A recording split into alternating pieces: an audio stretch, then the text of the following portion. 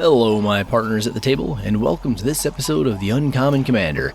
Today's deck tech was by the request of Crovax13, and it's proof that I'm willing to take requests, so please leave a comment making requests of your own. For today's deck we have not one, but two commanders, Unloved and Unnatural. They are partner commanders. First up we have at 2 and a black mana, Keskit the Flesh Sculptor. He has a tap ability that lets you sacrifice 3 artifacts, creatures, or some combination thereof, and then you'll get to look at the top 3 cards of your library. Put 2 of them into your hand, and the other in your graveyard. We also have our second commander, Glacian Powerstone Engineer. He costs 5 and a blue, and has a tap ability that lets us tap X artifacts we control. We then get to look at the top X cards of our library, and put one of those cards into our hand, and the rest into our graveyard.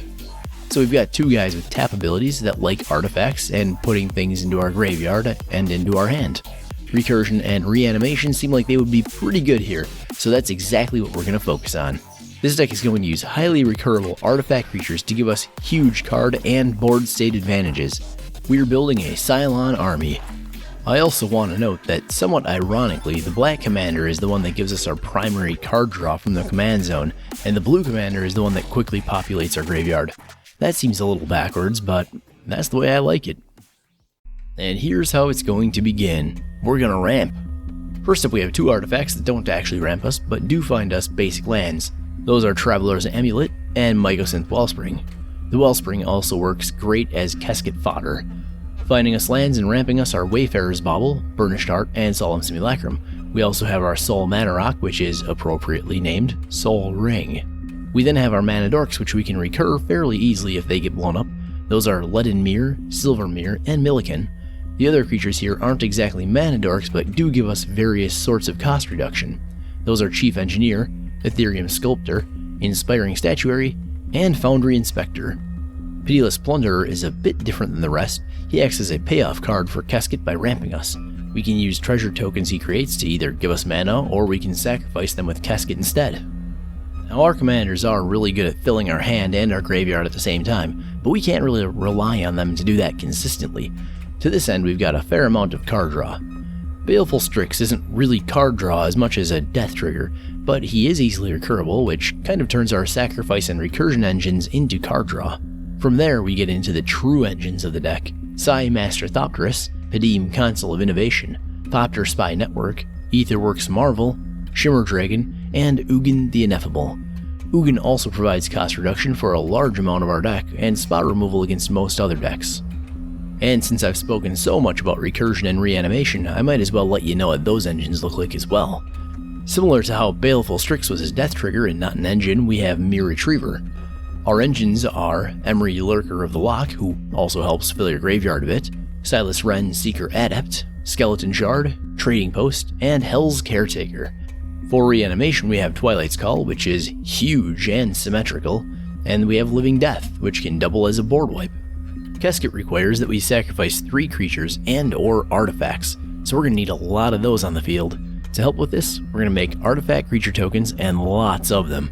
Servo Schematic will create a 1/1 servo both when it enters the battlefield and when we sacrifice it. Golem Foundry, Efficient Construction, and Mishra's Self-Replicator will help create artifact creatures when we cast artifact cards, or in the case of the Self-Replicator, our commanders or any other historic spells we may have. Wormcoil Engine splits in half when it dies and can be easily recurred. Hangerback Walker and Sharding Sphinx will create flying Thopters for us. And speaking of flying, Pentavis does not itself fly, but enters the battlefield with 5 +1/+1 counters on it and allows you to pay mana to remove a counter and create a 1/1 flying Pentavite artifact creature token. It also lets you pay 1 and sacrifice a Pentavite to add a +1/+1 counter. So this set of abilities actually makes it kind of a death trigger engine, so we'd better add in some death triggers to this deck. Disciple of the Vault and Marionette Master trigger specifically for artifacts going to the graveyard. Zulaport Cutthroat and Bastion of Remembrance trigger for creatures going to the graveyard. Most of your board state will be artifact creatures, so really all of these will be triggering. And this also seems like a good place to mention Mirrodin Besieged. This is not a death trigger card, but it can make your opponents lose the game if you've put enough of your artifacts into the graveyard if you've chosen Phyrexian mode. It's also able to create a 1/1 mirror each time you cast an artifact card if you've instead chosen the Mirren mode. things going into and then coming back out of our graveyard, it's going to result in a lot of summoning sickness. Our commanders will also probably be drawing some hate, so that'll make them the target of a lot of removal. To help with this, we have Crashing Drawbridge, Swiftfoot Boots, and Thousand Year Elixir. These are all basically haste cards for our commanders, with the Swiftfoot Boots also providing hexproof. I'd also like to show you the removal spells in this deck. After all, our opponents aren't the only ones that get to play that game. Heapdoll is an artifact creature that can be sacrificed to exile a target card from a graveyard. Battle at the Bridge has Improvise, which lets us use our artifacts to cast it. Thanks to that, it can be a single black mana to remove an indestructible creature. Feed the Swarm is our primary enchantment removal, though Archmage's Charm can be used to get out in front of enchantments as well. Or it can steal a Soul Ring for you to sacrifice. The choice is yours. Herald of Anguish will usually cost less than its 7 CMC thanks to Improvise, and can quite often be a 2-mana 5/5 flyer. It also has a sacrifice outlet stapled right onto it that lets us kill stuff and get around indestructible. It also forces opponents to discard. The card does it all. Butcher of Malakir is another death trigger card, but one that forces our opponents to sacrifice creatures. Finally, Spine of Ishsa is a super expensive removal card at 7 CMC, but is colorless, is an artifact that can be sacrificed, and recurs itself when it is, for repeat usage. It also targets every type of permanent, even lands. Our board wipes are Nevinrel's Disc, Phyrexian Scriptures, and Last Laugh. The Last Laugh will actually just sit there until you sacrifice something, but most of our creatures are 1/1 tokens. Sacrifice one thing and it will usually cause a chain reaction that clears the entire table. Might even kill some people. Might even kill yourself. For utility, we're running Whir of Invention, Vidalcan Humiliator, and Whirler Rogue.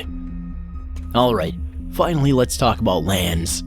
For utility lands, we're running Bojuka Bog, Buried Rune, Inventor's Fair, and Malakir Rebirth. Oh, Malakir Rebirth isn't a land card, you say?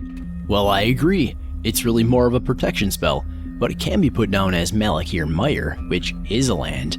If you're good on lands though, Malakir Rebirth can come in quite handy.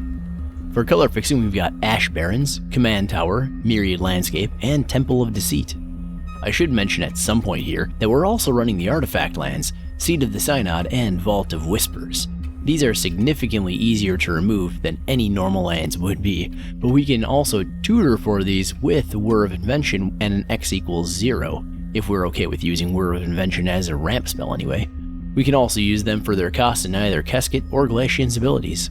Finally, due to having hard to cast cards like Whir of Invention in blue and not in black, we're running a lopsided 14 islands and 11 swamps. Alright, you beautiful moonbeams. It's time for the final segment of this episode, a segment in which I talk to you about the coolest cards in this deck, a segment in which I enjoy listening to the sound of my own voice, because nobody else is going to. That's right, it's the segment that is inspired by countdown lists all over the internet, and I have unoriginally named it The Final Countdown! So now that I've inadequately explained this section, and you don't know what it's all about, let's get into it. At number 5, we have a card that is hilarious to cast on turn 5 or 6 and activate on turn 6 or 7.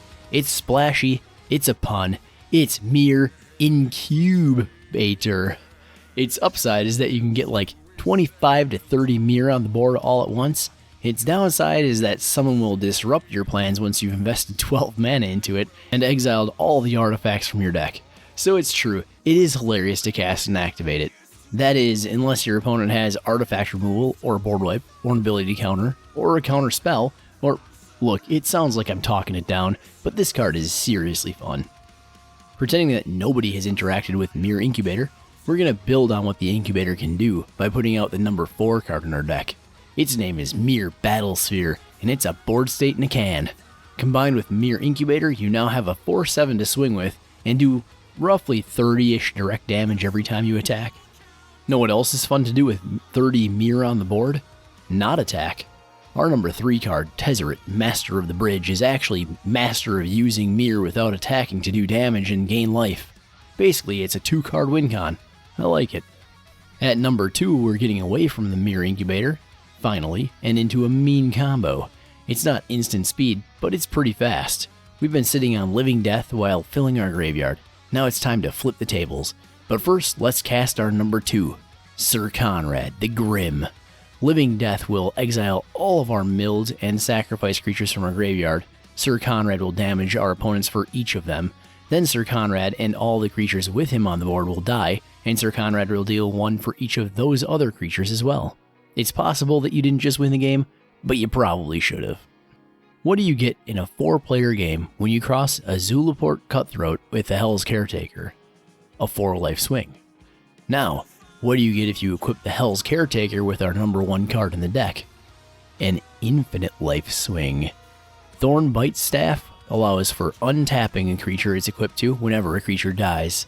So you just equip Thornbite Staff to Hell's Caretaker, tap Hell's Caretaker, then sacrifice a creature, causing Hell's Caretaker to untap. And then you just bring your targeted creature back to the battlefield, then do it again, and again, and again, until everybody else is dead. Thornbite Staff also works nicely with Keskit, though that's not an infinite combo, but it still can be really good value. It can also do great work on Glacian if you've got a sacrifice solid on the board that is at the same time that you're trying to mill yourself. It's just an awesome card in this deck. Use, abuse, reuse. Thanks for swinging by today, everyone. Next video will be either Belborka Spectral Sergeant, Boros Exile Matters, or maybe a Pauper EDH deck since it's been a while since I did one of those, and I don't want to leave the Pauper players hanging.